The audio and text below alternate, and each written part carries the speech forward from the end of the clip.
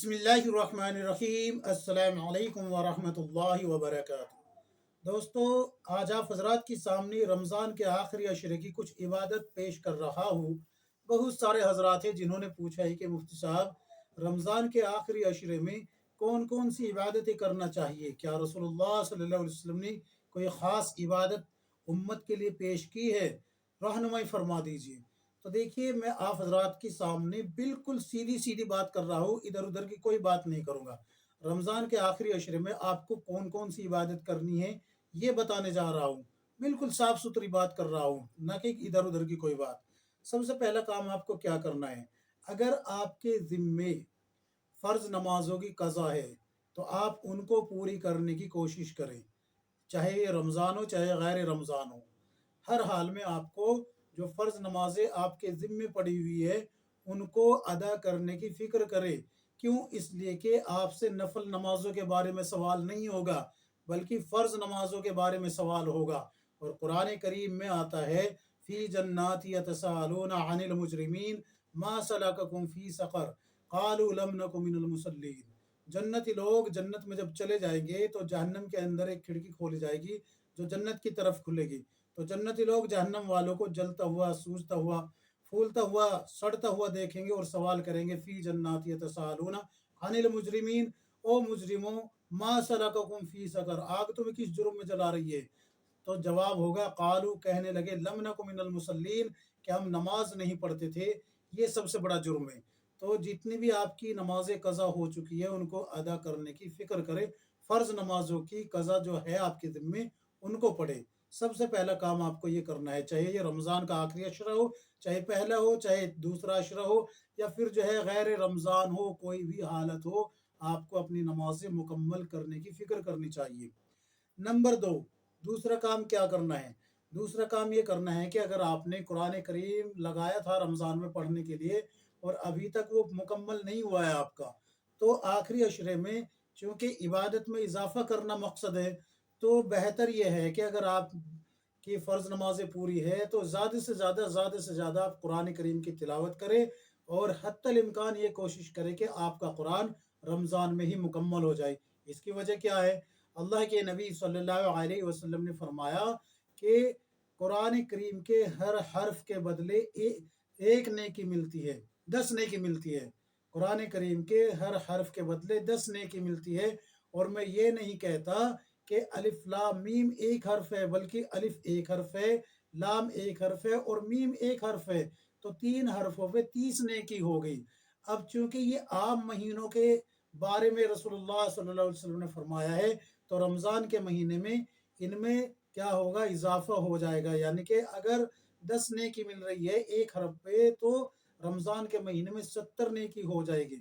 تو زیادہ سے زیادہ قرآن کی تلاوت کرنے کی فکر اور کوشش کرے تاکہ آپ کا قرآن رمضان میں ہی مکمل ہو جائے، اور وہ بعد میں آپ کو جو ہے پریشانی کا سامنا نہ کرنا پڑے کہ بھئی میرا رمضان کا قرآن باقی ہے ابھی۔ تو زیادہ سے زیادہ قرآن پڑھنے کی کوشش کرے۔ نمبر 3، تیسرا کام جو کرنا ہے وہ یہ کرنا ہے کہ دیکھیے، ہم انسان ہیں، گاہے بگاہے، جانے میں انجانے میں، کبھی نفس کی غلامی میں آ کے، کبھی شیطان کے بہکاؤ میں آ کے، کہیں نہ کہیں ہم سے جو ہے گناہ سرزد ہو جاتا ہے، چاہے وہ جان بوجھ کے کیا گیا ہو، نفس کے بہکاؤ میں آ کے، یا شیطان کے بہکاؤ میں آ کے، یا پھر جو ہے انجانے پن میں ہو گیا ہو، چاہے وہ گناہ کبیرہ ہو چاہے صغیرہ ہو، کیسا بھی گناہ ہو، سب کے لیے استغفار کرنا بڑا ضروری ہے۔ بندہ جب تک استغفار نہیں کرتا تب تک جو ہے اس کا گناہ معاف نہیں ہوتا۔ البتہ صغیرہ گناہوں کے بارے میں آتا ہے کہ نمازوں سے معاف ہو جاتے ہیں، لیکن سب سے بڑا گناہ تو انسان یہی کرتا ہے کہ وہ پورے سال بھی نماز نہیں پڑھتا اور رمضان میں بھی نمازوں سے غافل رہتا ہے۔ تو اگر اللہ کسی کو توفیق دے دے کہ بھئی آخری عشرے میں وہ نمازی بن جائے اور اللہ کے سامنے رجوع کر لے، اللہ سے رجوع کر لے، تو ایک تو یہ بات یاد رکھے کہ کسی کو تان و تشن نہ کرے کہ ہو سارے رمضان تو رکھے نہیں، اب آخری عشرے میں آ کے یہ نمازی بن گیا، یعنی کہ 900 چوہے کھا کے بلی حج کو چلی، کچھ لوگ ایسا کہتے ہیں، اللہ معاف فرمائے۔ تو ایسا نہیں کہنا چاہیے، کیونکہ اللہ کی طرف رجوع کرنا ہی تو بندے کا کام ہے، اور اللہ نے اس کو رجوع کی توفیق دے دی، یہ اس کے لیے بڑا انعام ہے۔ تو زیادہ سے زیادہ استغفار کرے، استغفار کرتے رہے۔ اللہ کے نبی صلی اللہ علیہ وسلم मासूम थे, कोई गुनाह सरजद नहीं हुआ था, लेकिन फिर भी कितना इस्तगफार करते थे। खुद रसूलुल्लाह सल्लल्लाहु अलैहि वसल्लम फरमाते हैं कि मैं हर रोज़ 100 मरतबा इस्तगफार करता हूँ। तो इस्तगफार की ज़्यादा से ज़्यादा कसरत रखें। चौथा काम आपको क्या करना है, आखिरी अशरे में ये दुआ पढ़नी है। अम्मी आयशा रज़ी अल्लाह अन्हा ने रसूलुल्लाह सल्लल्लाहु अलैहि वसल्लम से पूछा, या रसूलुल्लाह अगर मैं शब कदर को पालूँ तो मैं क्या मांगूँ? तो अल्लाह के नबी सल्लल्लाहु अलैहि वसल्लम ने फरमाया कि ये दुआ पढ़ो। और ये दुआ उम्मत के लिए हुक्म है कि ज़्यादा से ज़्यादा इस दुआ का एहतमाम करें आखिरी अशरे में। दुआ कौन सी है, सुन लीजिए। अल्लाहुम्मा इन्नका अफ़वन तुहिब्बुल अफ़्व फ़अफ़ अन्नी। ये दुआ जो है ज़्यादा से ज़्यादा पढ़े, इस दुआ का एहतमाम रखे। और भाई पांचवा जो काम करना है वो ये है कि जितना भी ज़्यादा वक्त हो, ये तो और इबादतों में लगाना ही है, लेकिन इसमें से इतना वक्त ज़रूर निकाल ले कि आप सलातुत तस्बीह पढ़ सके, सलातुत तस्बीह पढ़ सके। जो बंदा सलातुत तस्बीह पढ़ता है उसके 80 साल के गुनाह माफ़ हो जाते हैं।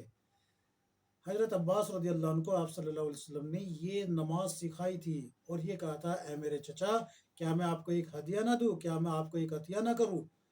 तो रसूलुल्लाह सल्लल्लाहु अलैहि वसल्लम ने फरमाया कि अगर इस नमाज को आप जो है हर रोज़ पढ़ पढ़ लो तो बड़ा फ़ायदा होगा। अगर हर रोज़ नहीं पढ़ सकते तो हफ्ते में एक बार पढ़ लो, हफ्ते में एक बार नहीं पढ़ सकते तो महीने में एक बार पढ़ लो, महीने में एक बार नहीं पढ़ सकते तो साल में एक बार पढ़ लो, साल में भी एक बार नहीं पढ़ सकते तो कम अज़ कम ज़िंदगी में एक मरतबा तो ज़रूर पढ़ लो। इसकी फ़ज़ीलत इतनी ही काफ़ी है कि आप सल्लल्लाहु अलैहि वसल्लम ने अपने चचा को बतौर हदिया पेश की है। ये अल्लाह के नबी सल्लल्लाहु अलैहि वसल्लम का ये हदिया है उम्मत के लिए। अगर इससे भी महरूम रह गए तो फिर बचता ही कुछ नहीं हम लोगों के पास। तो इसलिए जो है सलातुत तस्बीह की कोशिश करे, हत्तल इम्कान कोशिश करे कि हर रोज़ एक मरतबा पढ़ ले, चाहे दिन में पढ़ ले चाहे रात को पढ़ ले। और अगर एक मरतबा नहीं पढ़ सकते तो आखिरी अशरे में तो कम से कम एक मरतबा पढ़ ले, कम से कम एक मरतबा पढ़ ले। अब जागने की रातें कौन कौन सी है ये भी सुन लीजिए। 21वीं रात यानी कि जहां 20वां रोजा अफ्तार होगा वहां से 21वीं रात शुरू होती है। 21वीं रात, 23वीं रात, 25वीं रात, 27वीं रात, 29वीं रात, इनमें जो उलमा का इत्तेफाक है कि शब कदर मिलने का इम्कान जो है वो 27वीं रात में है। अगर कोई 21वीं, 23वीं और 25वीं रात में नहीं जाग पाया तो फिर जो है 27वीं रात में जागने का तो एहतमाम करना चाहिए। अल्लाह के नबी सल्लल्लाहु अलैहि वसल्लम आखिरी अशरे में खुद भी रातों को इबादत करते थे और अपने घर वालों को भी यानी कि अपने अहल वयाल को भी रातों को उठा के इबादत में लगा देते थे। और अपनी लुंगी मुबारक को आप सल्लल्लाहु अलैहि वसल्लम मजबूत बांध लेते थे, सख्त बांध लेते थे। एक माना तो यह है कि बीवियों के पास ही नहीं जाते थे हम बिस्तरी के लिए, एक माना यह है कि इबादत के लिए मजबूत बांध लेते थे। दो माने हैं इसके। तो ये काम करने हैं आपको क्या नाम, रमज़ान के आखिरी अशरे में शब कदर को पाने के लिए।